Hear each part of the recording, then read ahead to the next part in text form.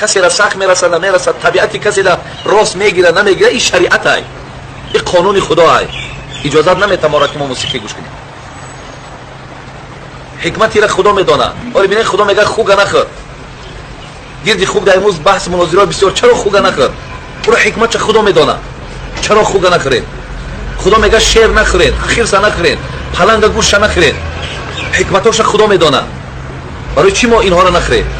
اینا هم گوشتن کو، اگر گیری بگوی گوشتن کو اینا.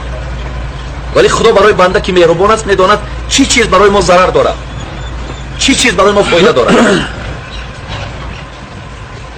برای من اجازت نیست برای ما که ما از موسیقی های استفاده بریم. برادر عزیز، این حتی پیامبر گفتن که انسان منافق میکنه، آیسا آیسا دل آدم سیاه میکنه. وقتی دل کی سیاه شد برادرها، این ابعد الناس من الله القلب القاسي، دورترین مردم به سوی خدا آن کسی که دل سیاه داره.